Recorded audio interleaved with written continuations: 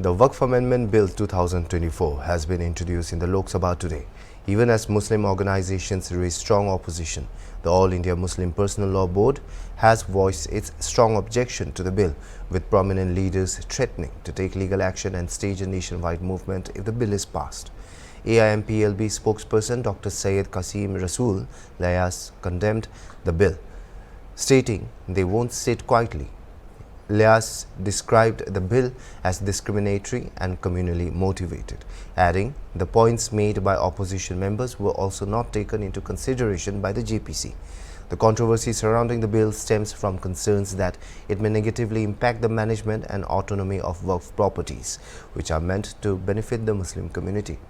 Lyas further emphasized that the bill is seen as an attack on the rights of Muslims, alleging that it fails to address the community's concerns. Maulana Muhammad Fazlur Rahim Mujaddidi, General Secretary of All India Muslim Personal Law Board, also raised objections to the bill. He said, with the amendments approved by the JPC, the matter has become more complicated. Two endowments हैं या जो Sikh endowment है, they are getting same provisions, same protection. What protection is given to the Waqf properties? तो आप अगर हमारे यहाँ तब्दीली कर रहे हैं, तो क्या आप ये कहना चाहते हैं कि आप हिंदू एंडाउमेंट के अंदर भी तब्दीली करेंगे? क्या आप ये कहना चाहते हैं कि सिख एंडाउमेंट में भी तब्दीली करेंगे? जब आप वहां नहीं कर रहे हैं, यहाँ कर रहे हैं, तो it means it is discriminatory. तीसरी बात ये कि ये लिमिटेशन का जो कानून है, लिमिटेशन का कानून ये कि किसी प्रॉपर्टी पे कहीं आपने 12 साल तक कब्जा किसी ने कर रखा है, तो वो प्रॉपर्टी को अगर आपने चैलेंज नहीं किया, तो वो प्रॉपर्टी जिसने कब्जा किया उसकी हो जाएगी.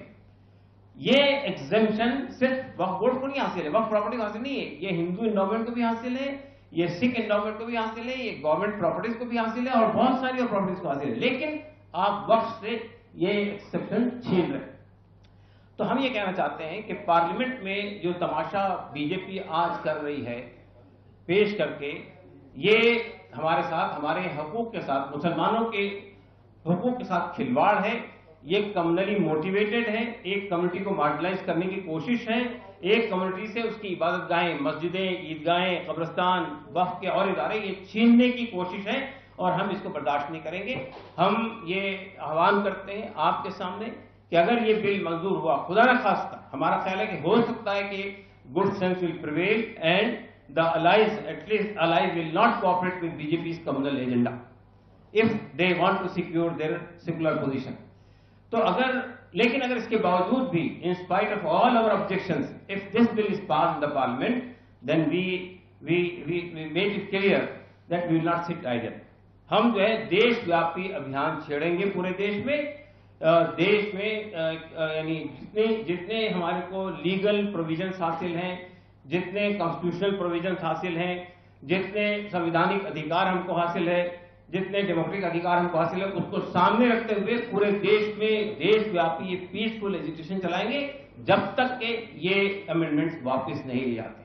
तो हम समझते हैं कि आज पार्लियामेंट में हम ये फिर से एक बार अपील करते हैं आपके माध्यम से तमाम मेंबरान पार्लियामेंट से, तमाम पॉलिटिकल पार्टी से, उन सब लोगों से जो सेकुलर पार्टी होने का दावा करती हैं कि वो इस कंट्रोवर्शियल, कम्युनली मोटिवेटेड, डिस्क्रिमिनेटरी और to marginalize Muslim community, they will not support this bill.